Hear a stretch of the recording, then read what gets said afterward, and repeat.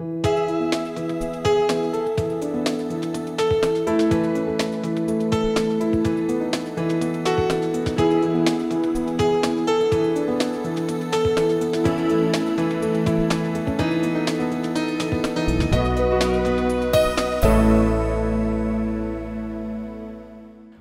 el día de hoy, por favor, a la palabra de nuestro bendito Señor.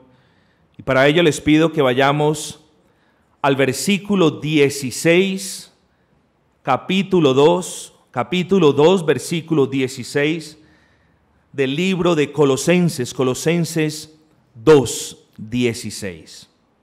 Leemos la palabra de nuestro Señor. Por tanto, Colosenses, nadie os juzgue en comida o en bebida, o en cuanto a días de fiesta, luna nueva, o días de reposo. Por tanto, nadie os juzgue, Colosenses, en lo que respecta a estas cuestiones. Nadie os juzgue. Nadie tiene el derecho de juzgaros. Ni persona, ni institución, ni sistema religioso, nadie. Y esto, Colosenses, debe quedar claro para vosotros. El título en esta mañana es simplemente el verdadero significado de la libertad cristiana. El verdadero significado de la libertad cristiana. Lo primero que debemos decir es, nuestras vidas son un proceso de aprendizaje. Unas personas aprenden algo más rápido, otras un poco más despacio, pero todos en todo momento debemos aprender. Debemos aprender, por ejemplo, los que conducen, las señales de tránsito. Si yo voy a otro país y voy en mi coche y no sé leer una señal de tránsito y cometo o violo la ley de tránsito de ese país, el guarda de tránsito que me está esperando a la vuelta de la esquina me parará y me dirá: usted, señor, ha violado la ley. Señor, pero ¿cómo? Señor, yo no sabía, no es mi culpa, yo no sabía, yo no supe leer esa señal. Señor, el hecho de que usted no la conozca no lo hace inexcusable. El hecho de que usted no conozca lo que significa esa señal no lo hace inexcusable, no le da licencia para que usted viole. El hecho de que usted no conozca lo que significa esa señal no le da la libertad para que usted conduzca como usted quiera. Así es la vida del cristiano. Aun si ustedes no conocen algunas cosas de las ordenanzas que el Señor nos da, y si ustedes las violan, bien sea por ignorancia o por desobediencia, ustedes no son exentos del castigo. Y nosotros debemos entender eso. Y debemos entender porque hay una mala interpretación de que el creyente es libre y de que el creyente Dios le ha permitido continuar campante por su vida de una manera muy similar quizás como la ha vivido hasta el momento de su conversión. Lo decíamos hace 8 días. Los creyentes de hoy en día no tienen claridad en lo que respecta a su conversión. No saben cuándo el Señor los convirtió. Primero, no se dan cuenta de lo que hacían. Segundo, no se dan cuenta de las consecuencias de la ofensa de pecar. Y tercero, continúan haciendo lo mismo, pero se llaman cristianos, se llaman creyentes, claman la libertad y todas estas cosas, pero no ha habido una genuina conversión. Nosotros vamos en un proceso de aprendizaje. ¿Por qué algunas personas, por qué algunos creyentes solo aprenden algunas verdades? Bueno, alguien podría decir, la persona no tiene las capacidades para hacerlo, y otras personas quizás podrían argumentar, no, esas verdades son muy complicadas, son muy difíciles, las personas no las entienden. Lo cierto es que algunas personas solo se enfocan en conocer algunas verdades. Esto, escúchenme bien. Algunos creyentes solo se enfocan, se preocupan en conocer algunas verdades, principalmente lo que sea bueno para ellos. Dios, Cristo Jesús, dio la vida, por los que creen en Él. Ah, bueno, eso está bien, eso me conviene. Yo creo en eso, yo lo voy a creer en mi corazón. Ah, está bien. Guarda el día del Señor para honrarle. No, eso no. No, eso yo creo que eso no dice. Entonces, aprendemos lo que nos gusta, aprendemos lo que vemos hermoso, aprendemos lo que queremos y lo que va en contra de lo que nosotros hasta ese momento tenemos como verdad, no lo aprendemos. No lo aprendemos, no nos gusta. No nos gusta que alguien venga y nos explique la palabra y nos diga qué es lo que dice. Muchas personas prefieren continuar sus supuestas vidas en Cristo creyendo que la palabra dice algo que jamás ha dicho, amigos. Y uno de esos puntos es la libertad cristiana. Quizás sea uno de los puntos más abusados dentro del cristianismo. Soy libre en Cristo, soy libre en Cristo. Es lo único que saben decir, soy libre en Cristo. Y cuando tú les preguntas, hombre, bueno, eso está bien, ¿de qué eres libre? Las personas no saben. ¿Ven? Cuando a una persona, cuando hay un reo de muerte en una cárcel, cuando esa persona está sentenciada a muerte por violar la ley, cuando esa persona no solamente ha sido juzgada, sino judicializada, llega un indulto. El gobernador emite un indulto diciendo que va a perdonar a aquellos reos de muerte que pongan su firma en un papel, por así decirlo. ¿Qué sucede entonces? La gente condenada a muerte, la gente haciendo fila para la silla eléctrica, escucha esa buena noticia y dice, no, esto no puede ser, esto no puede ser. Pero de todos hay algunos que creen en ese indulto que el gobernador está ofreciendo y firman el papel. En ese mismo momento las personas se les es dada ropa de civil, se les es dado cierto dinero para que se mantengan y se les envía en un carro para su casa. Si a esa persona yo le pregunto, hombre, cuéntame, ¿tú quién eres? ¿Qué eres? Él va a decir, soy libre. Y si yo le pregunto, ¿por qué eres libre? Créamelo que una persona que ha sido genuinamente liberada de las garras del pecado no va a decir, yo no sé, pero casualmente eso es lo que están diciendo los creyentes hoy en día. Soy libre, soy libre, soy libre, y uno les pregunta ¿de qué? Y no saben de qué. Lo único que saben decir la mayoría es somos libres de las ordenanzas y somos libres de una cosa y de la otra. Un momentico, la libertad cristiana abarca mucho más que eso. Y la libertad cristiana no exime a los creyentes de cumplir responsabilidades, amigos. Pero queremos los beneficios de la obra de Cristo, pero aborrecemos las responsabilidades que la conversión trae. Queremos que el Señor sea nuestro Dios, queremos que el Señor nos proteja, queremos que el Señor nos provea, pero al momento de servirle al Señor que ha dado su vida por nosotros, que nos ha protegido y que nos ha provisto, ahí sí decimos, no, yo soy libre de las ordenanzas de los hombres. ¿Qué estás haciendo tú el día del Señor? ¿Qué haces tú hoy? ¿Vas a casa? ¿Prendes tu televisor para ver los deportes del día mientras otros hermanos evangelizan?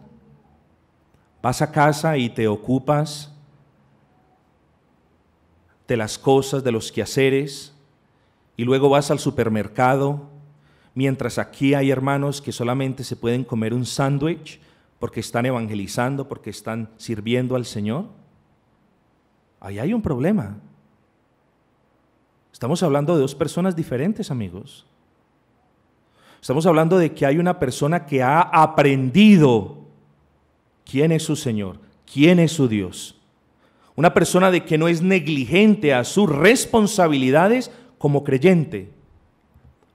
Pero ¿qué nos dice la persona que en el día del Señor va a su casa, prende su partido, va a tomarse un tinto en la esquina con buñuelo, viene, hace sus cosas, luego se va a mercar y llegan las 6 de la tarde, la persona no se inmuta por el servicio, prepara su barbecue para sus amigos, su asado, todas estas cosas, mientras aquí hay personas sirviendo al Señor. Estamos hablando de dos personas totalmente diferentes, amigos. ¿Será que las personas que sirven al Señor, las personas que vienen, que evangelizan, será que esas personas son más inteligentes que las otras? ¿Será que esas personas tienen más entendimiento que las demás? ¿Será que esas personas tienen capacidad de entender la palabra más que otras? La respuesta es no.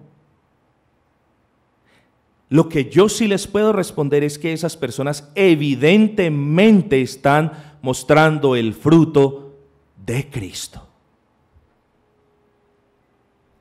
Creo que lo que respecta al día del Señor es una cuestión para que todos meditemos en ella.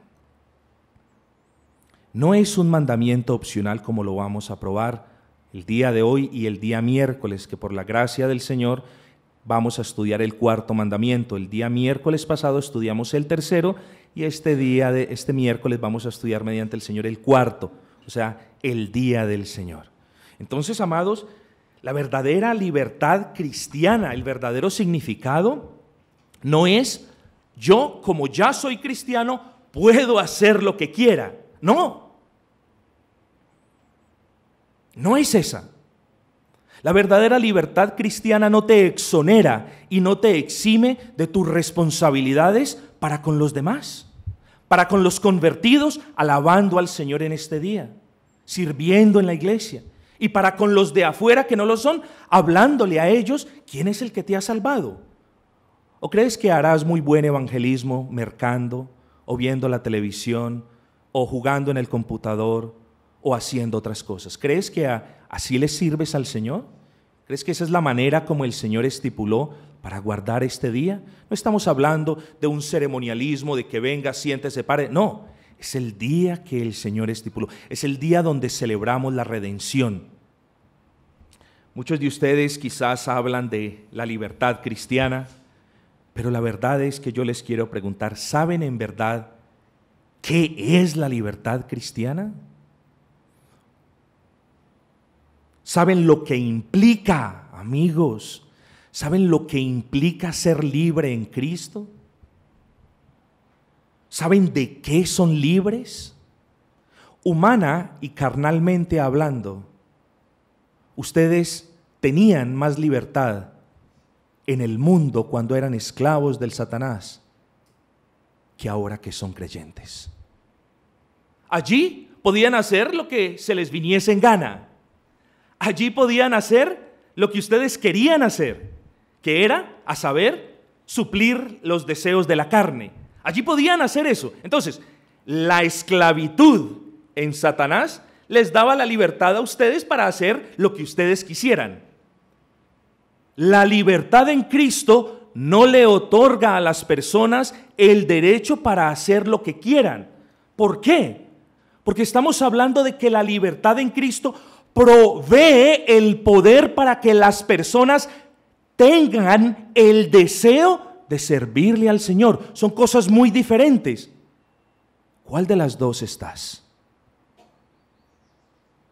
Mira tus frutos, mira lo que haces, mira tu compromiso con la iglesia, mira tu amor por los hermanos, mira tu amor por los perdidos allá afuera, y eso quizás te dará una buena pista en dónde estás. Si tú crees que eres libre para hacer lo que te plazca, creo que ya lo he dicho y creo que lo afirmo, ya sabes dónde estás. Si tú eres libre para servirle al Señor, si tienes el deseo, eso también te dice dónde estás. En el versículo 16, el apóstol Pablo habla de las ordenanzas que hacían parte de la ley ceremonial. Por tanto, nadie os juzgue en comida o en bebida o en cuanto a días de fiesta, luna nueva o días de reposo.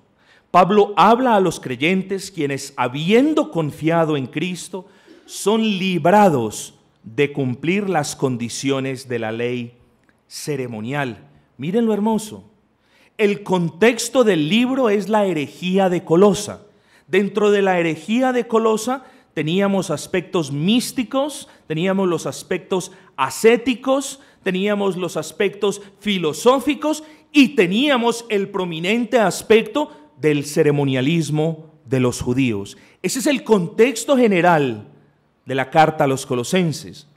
Si entramos un nivel más profundo, nos vamos a dar cuenta de que el contexto del capítulo número 2 nos habla abundantemente acerca de esa parte de la herejía de Colosas llamada el ceremonialismo de los judíos. Entonces, quiero que ustedes observen, el contexto de la carta nos habla de la herejía de Colosas. Dentro de esa herejía estaba el elemento del ceremonialismo de los judíos. Y si entramos un nivel más profundo, encontramos que el contexto del capítulo 2 en el que estamos nos habla del ceremonialismo judío. Ahora, si entramos un nivel más profundo del capítulo, o sea, si entramos al versículo, nos damos cuenta de que estos elementos pertenecen también al ceremonialismo judío.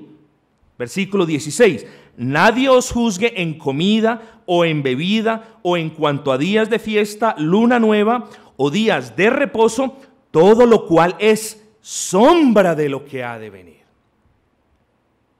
Sombra. ¿Qué significa eso de sombra?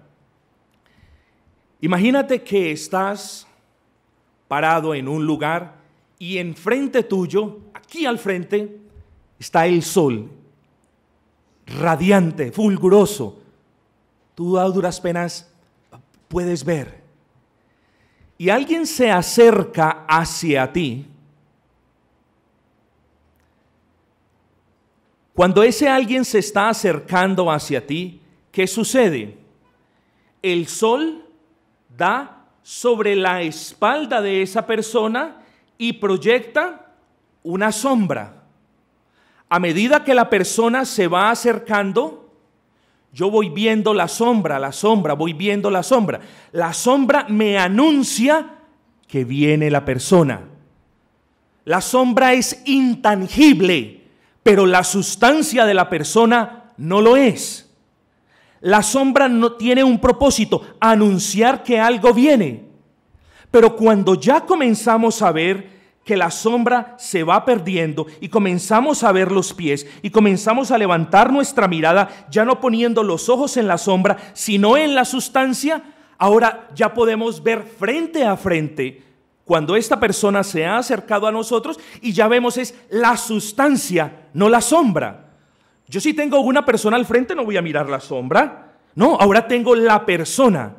Ahora la persona de Cristo llegó, descendió de los cielos, se hizo hombre, el Dios mismo se hizo hombre. Ya no necesito nada que lo prefigure, ya no necesito nada que lo anuncie. Ya no necesito nada que lo simbolice o que lo represente, porque Cristo se ha hecho hombre y ha habitado entre nosotros con la gloria, el esplendor y la deidad de Dios mismo. No necesitamos sombras. Es el mensaje del apóstol Pablo a los colosenses. Fíjense ustedes, todo lo cual es sombra. ¿A qué se refiere el apóstol Pablo con todo lo cual es sombra?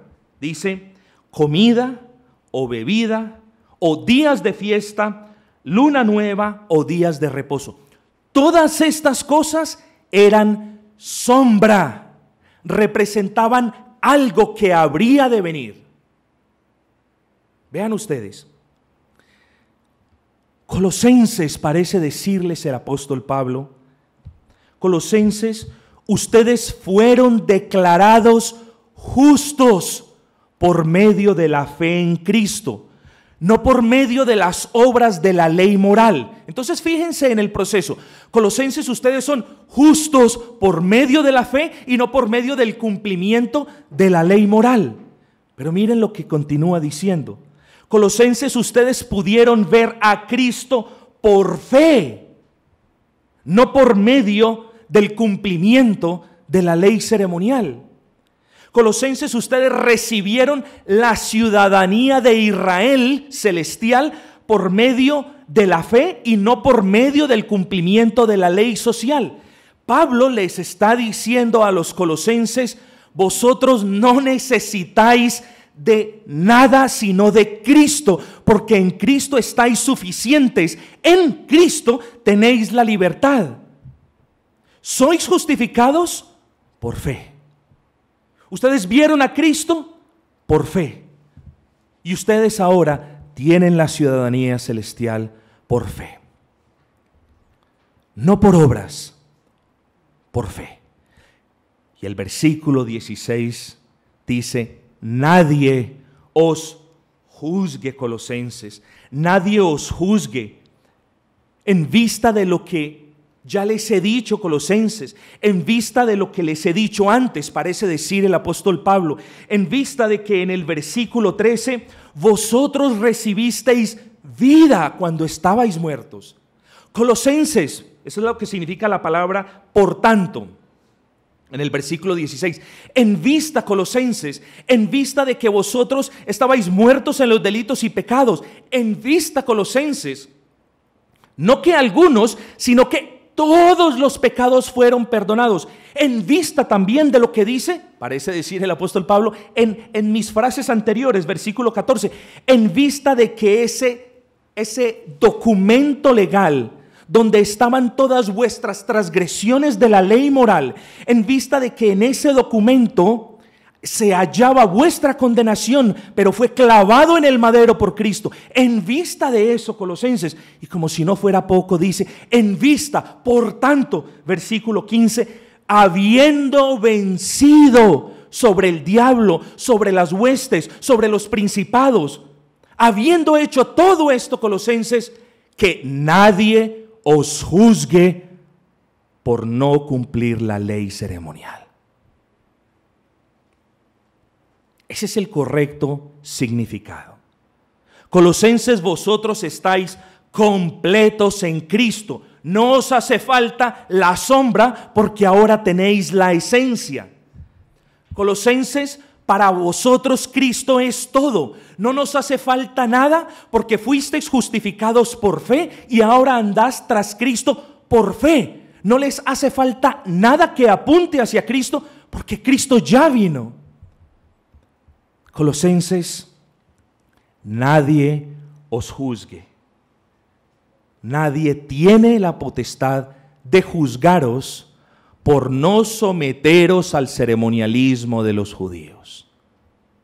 Nadie tiene la potestad de juzgaros y de condenaros por no someterte al ritual de los judíos. Y es importante que nosotros entendamos que el versículo 16 nos habla exclusivamente de el aspecto ceremonial. Hermanos, Pablo jamás mezcló, ni jamás mezclaba para confundir a sus oyentes la ley ceremonial junto con la ley moral. La ley moral son los 10 mandamientos. Pablo jamás hubiese dicho, bueno, vosotros que nadie os juzgue por no cumplir con este aspecto de la ley ceremonial, pero también que nadie os juzgue por violar la ley moral. Eso no está diciendo Pablo. Pablo no está mezclando ley ceremonial con ley moral, y ahorita lo vamos a probar. Pablo está exclusivamente refiriéndose al aspecto ceremonial de la ley de Dios. Versículo 16, nadie os juzgue, nadie os juzgue.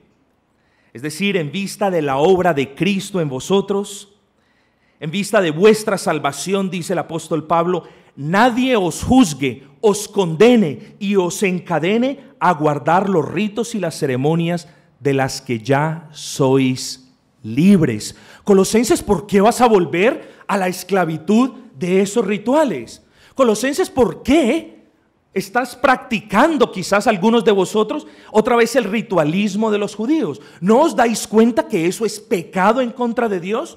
¿No os das cuenta que estás rechazando la suficiencia de Cristo? ¿No te das cuenta que estás rechazando lo efectivo de lo que hizo el Señor en la cruz del Calvario? ¿No te das cuenta de la necedad que estás haciendo? Nadie os juzgue en comida. Ustedes saben que la ley ceremonial tenía una directriz meticulosa, supremamente, muchos dirían temática, yo diría que era meticulosa con el propósito de que los hebreos distinguieran entre lo santo y lo profano. La ley ceremonial en lo que respecta a los alimentos era muy compleja y era muy delicada. Habían animales impuros, inmundos, otros se podían comer. De ahí entonces lo que se derivase de los animales catalogados en Levítico como impuros o inmundos no se podían comer. Esto es lo que respecta a la comida. Entonces, recordamos inevitablemente a Pedro en la casa allí cuando estaba orando en la casa de este hombre, y descienden sobre un lienzo animales de todo tipo, puros, impuros, y el Señor le ordena: come. Y Pedro dice: no, jamás tal cosa acontezca, Señor. Yo nunca lo he hecho, yo nunca he violado este precepto. Y el mensaje implícito es: ya no es necesario ese precepto. Ya la distinción entre judíos y gentiles ha sido abrogado. Ya todo lo que el Señor santifica es lícito para que vosotros comáis. Ahora la ley ceremonial ha cesado. Esa es una muestra tremenda de que la ley ceremonial cesó. Nadie os juzgue en lo que coméis. Nadie os juzgue en lo que bebéis. La ley ceremonial prohibía el uso de el vino en dos casos muy específicos. El primero era en el caso de los nazareos o las personas que eran dedicadas a Dios, y tenemos entre ellos el profeta Samuel, quien fue dedicado por su madre Ana. Tenemos entre ellos Sansón, tenemos entre ellos Juan el Bautista, que fue consagrado desde el vientre de su madre. Ellos no tomaban vino, no tomaban ese tipo de bebidas. Nadie os juzgue. Y también el segundo caso eran los sacerdotes cuando estaban de turno, cuando estaban de servicio en la casa del Señor. Nadie os juzgue, Colosenses, en lo que representaban la comida y la bebida dentro de la ley ceremonial. Nadie os juzgue por eso. Quizás hay algunas personas aquí en esta congregación que les gusta, y lo voy a decir de una manera reverente, no es a chiste, que les gusta la rellena, la morcilla. Y quizás muchas personas se cohíben porque tiene sangre.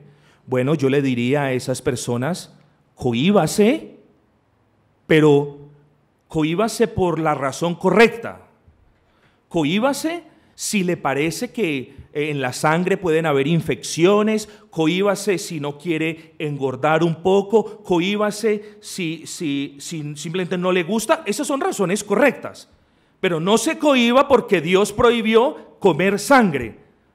No se cohíba, esa es una razón incorrecta de la aplicación de este mandamiento ceremonial. Amigos, que nadie os juzgue, dice el apóstol Pablo, en comida o en bebida o en días de fiesta. La palabra en el hebreo significa, la palabra en el griego significa en festivales, y eso trae a nuestras mentes los principales 3 festivales del pueblo hebreo. El primero es la Pascua, el segundo es la fiesta de los tabernáculos y el tercero es la fiesta de Pentecostés. Son los 3 principales festivales que tenían los hebreos. Pero miren, ¿qué significaba la Pascua? Significaba cómo el ángel del Señor, cómo Cristo había descendido y había librado de la muerte a aquellas personas que estaban en las casas cuyos dinteles estaban con la sangre del Cordero sacrificado. Era un tipo de Cristo, era una sombra de Cristo. También se celebraba cómo ellos habían sido sacados con brazo fuerte y extendido de la esclavitud de Egipto. Era absolutamente un tipo, una sombra de Cristo. Que nadie os juzgue por no guardar la fiesta de la Pascua, porque ahora vuestra Pascua es Cristo. Que nadie os juzgue por no guardar la fiesta de los tabernáculos. Después de que fueron sacados de Egipto, los hebreos moraron en tiendas de campaña, en carpas, durante su peregrinaje por el desierto. Entonces ellos celebraban la fiesta de los tabernáculos, también morando en tiendas de campaña. Esto lo estudiábamos ya hace muchos meses, y habían ciertos tipos de desórdenes, pero bueno, eso es irrelevante en estos momentos. Pero celebraban esa fiesta de esa manera, salían de sus casas y vivían en tiendas de campaña. Colosenses, que nadie os critique, ni os juzgue, ni os condene por no sacar carpas y vivir en tiendas de campaña. Colosenses, porque ahora vivís en Cristo, porque ahora Cristo es tu morada, porque ahora Cristo es tu protección, porque ahora Cristo lo suple todo, porque no solamente Cristo te ha librado de la muerte, te ha sacado de esclavitud, sino que Él es tu refugio. ¿Qué buscáis en las ceremonias, colosenses? ¿Qué buscáis celebrando fiestas que tenían como propósito apuntar hacia Cristo? Ya vino Cristo. De hecho, lo que les parece decirles el apóstol Pablo es: si vosotros guardáis esas fiestas, estás negando la efectividad de la obra redentora de Cristo. Colosenses, vosotros estáis completos en Cristo. No os hace falta nada en Cristo. Y la tercera fiesta era la fiesta de Pentecostés. Se llevaba 50 días después de que se comenzara la cosecha. Estamos hablando que también recibía la fiesta de el comienzo de la siembra, o de las primicias, no de las primicias que celebran aquí los evangélicos en esta ciudad, de las primicias de la cosecha. Esa era la fiesta de Pentecostés. Esta fiesta tipificaba, esta fiesta era la sombra de los primeros frutos de la iglesia. Pastor, pruébeme ese punto. ¿No descendió el Espíritu Santo en el día donde los judíos estaban reunidos celebrando la fiesta de Pentecostés, y ese día hubo los primeros frutos en el Espíritu de la iglesia? Ya no hay necesidad, colosenses, de que vosotros guardéis esos festivales. Colosenses, tampoco lunas nuevas. La luna nueva era la celebración del principio del año civil hebreo. Entonces era el principio de mes, y también habían celebraciones, había el toque de trompetas señalando el comienzo del año. No os preocupéis por eso, no participéis de eso. Nadie os puede imponer algo del cual Cristo os haya librado. Colosenses, que nadie os juzgue en comida o en bebida, o en cuanto a días de fiesta, luna nueva o días de reposo. Bueno, aquí sí tenemos un problema aparente. Que nadie os juzgue en cuanto a días de reposo. ¿A qué se refiere el apóstol Pablo? Uno, nos hacemos la pregunta: ¿será que se refiere? ¿Será que está mezclando ingredientes de la ley ceremonial, como claramente lo vimos, y un solo ingrediente de la ley moral? Jamás el apóstol Pablo confundiría a los lectores de esta carta de esta manera. Entonces, no está hablando en ningún aspecto de la ley moral. Nos hacemos la segunda pregunta: ¿será que los días de reposo a los cuales se refiere Pablo aquí nos hablan de los días del Señor instituidos en Génesis después de la creación? ¿Será que eso nos habla el apóstol Pablo? La respuesta es no. ¿Por qué, pastor? Muy sencillo.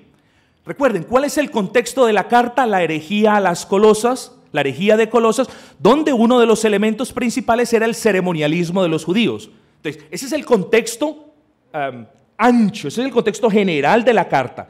Pero si excavamos un nivel más, nos vamos a encontrar cuál es el contexto del capítulo. Y volvemos y nos topamos con el mismo punto. El contexto del capítulo era el ritualismo, el ceremonialismo de los judíos. Y si no estamos satisfechos aún con eso, pues volvemos a enterrar la pala cuando escudriñamos la palabra y nos damos cuenta de que en el nivel básico del versículo, todos estos, comida, bebida, días de fiesta o festivales, luna nueva, nos hablan del ceremonialismo de los judíos. Por lo tanto, es improbable que Pablo, cuando diga días de reposo, se refiera al día del Señor. Esa es la primera aclaración. Segundo punto, fíjense en el plural. Fíjense. O días de reposo. Nosotros no tenemos días de reposo, tenemos el día del Señor. Uno. No los días de reposo, el día de reposo. Entonces nos hacemos de nuevo la pregunta, ¿pero a qué se refiere entonces el apóstol Pablo cuando dice los días de reposo? Amados, vamos a Levítico 23, Levítico capítulo 23, versículo 6. Pablo se refiere a los días de reposo en Colosenses 2:16, a aquellos días que no necesariamente eran sabbats que habían entre las fiestas que acabamos de mencionar, a saber, entre la Pascua, entre las fiestas de los tabernáculos y entre las fiestas de Pentecostés, correcto. En el mes primero a los 14 del mes, entre las 2 tardes, Pascua es de Jehová. Yo quiero que noten algo. En el mes primero, no les voy a decir detalles técnicos del mes ni de ninguna de estas cosas. Yo simplemente quiero que ustedes entiendan por ustedes mismos que no se refería a ningún día en particular. Miren, en el mes primero a los 14 del mes, caiga el día que caiga. Si cae el primer día, el segundo día, a los 14 del mes, independiente si cae lunes, martes, miércoles, caiga cuando caiga, a los 14 del mes, entre las 2 tardes, Pascua es de Jehová. Escuchen, y a los 15 días de este mes, o sea, al día siguiente, caiga el día que caiga, es la fiesta solemne de los panes sin levadura a Jehová. 7 días comeréis panes sin levadura. Esto se hacía referencia a la celebración de la Pascua. Pero escuchen lo que dice a continuación. El primer día tendréis santa convocación, ningún trabajo de siervos haréis. Ese día descansarás. Ese día no harás trabajo. Ese día reposarás. Caiga el día que caiga, este era un día de reposo. Era uno de los días a los cuales Pablo se refería. Vamos a leer el versículo 24 y 32, del 24 al 32. Habla a los hijos de Israel y diles, en el mes séptimo, al primero del mes tendráis día de reposo. ¿Sí fijan? Caiga el día que caiga lunes, martes, miércoles, jueves, viernes o caiga un sábado, ese día vosotros reposaréis, ese día no haréis trabajo. ¿Ven? Entonces los días de reposo del que nos habla el apóstol Pablo no son el día de reposo, no es el día del Señor, son los días de descanso que el Señor había instituido. En el primer ejemplo que les di nos habla de la fiesta de la Pascua. En este ejemplo que los acabo de leer nos habla de la fiesta de las trompetas o del comienzo del año de los judíos. Pero para que le ruego al Señor que este asunto quede claro en vuestras mentes, hay un tercer ejemplo para probar el punto de Pablo. Vamos a Levíticos 23:39. Oigan esto, miren, vamos a leer desde el 37. Estas son las fiestas solemnes de Jehová, a las que convocaréis santas reuniones para ofrecer ofrenda encendida a Jehová, holocausto y ofrenda, sacrificio y libaciones, cada cosa en su tiempo. Oiga. Además de los días de reposo de Jehová, de vuestros dones y de todos vuestros votos y de todas vuestras ofrendas voluntarias que acostumbráis a dar, además del día del Señor, deben guardar todos estos otros días también de descanso. Les voy a dar una cuarta punto para que no haya excusa alguna en nuestros corazones pecaminosos que nieguen esta gran verdad. Versículo 39. Pero a los 15 días del mes séptimo, caiga el día que caiga lunes, caiga martes, caiga jueves, caiga el día que caiga. A los 15 días del mes número 7, cuando hayáis recogido el fruto de la tierra, ven, el tercer punto nos habla del día de descanso que había en la fiesta de las primicias de Pentecostés. Haréis fiesta a Jehová por 7 días. Y aquí viene la prueba. El primer día será de reposo y el octavo día también será de reposo. Pablo en Colosenses 2:16 no está abrogando el día del Señor, amigos. Pablo en Colosenses 2:16 no está diciendo que nadie os juzgue por no guardar el día del Señor. Claro que nos hacemos partícipes del gran pecado de no guardar el día del Señor, porque el día del Señor está fundamentado en la ley moral que es inamovible y eterna, no en la ley ceremonial que solamente tenía el propósito de mostrarnos a Cristo y que cuando Cristo viniese ya no hubiese más propósito. Amados, que nadie os juzgue. Colosenses, vosotros sois libres, pero debéis usar esa libertad para obedecer a Cristo.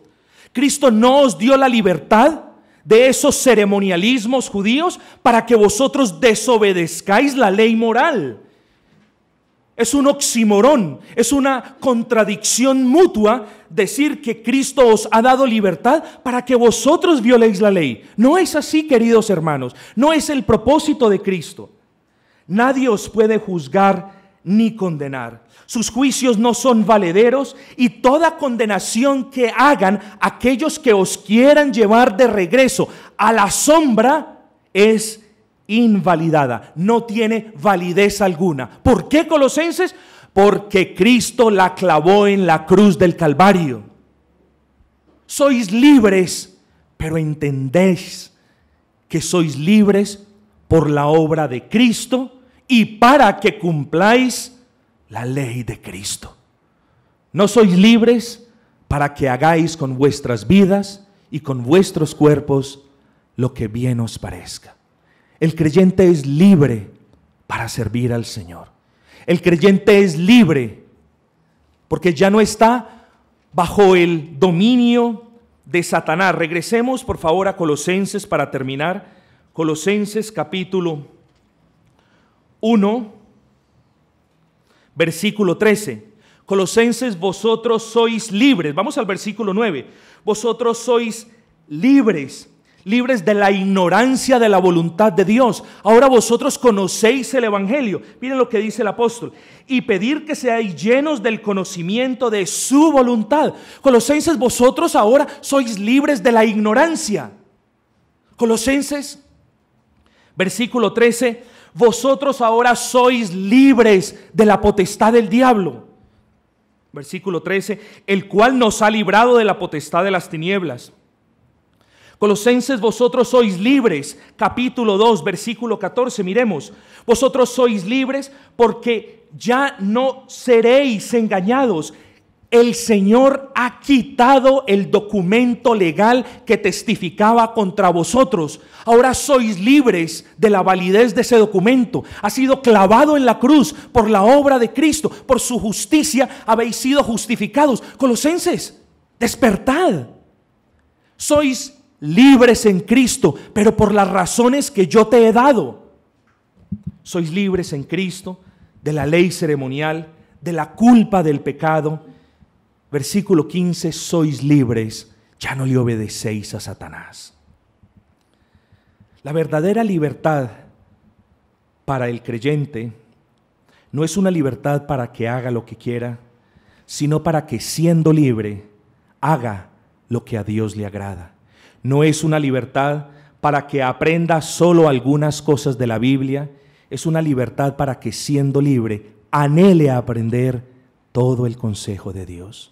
No es una libertad para que obedezca solo lo que a la persona le gusta, sino para que obedezca esa bendita ley moral del Señor. No es una libertad para que viva como quiera, sino para que viva en Cristo para su gloria.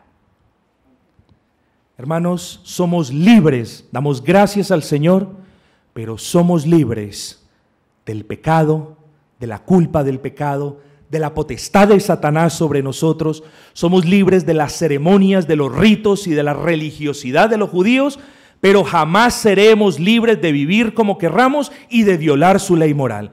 Y el cuarto mandamiento, el día del Señor, es parte de la ley moral que el creyente no debe violar. Y no debe violar porque el pastor les dice, no la violen. No la violan porque su corazón regenerado tiene el deseo sincero de guardarla para la gloria del Dios que los ha hecho libres. Amén.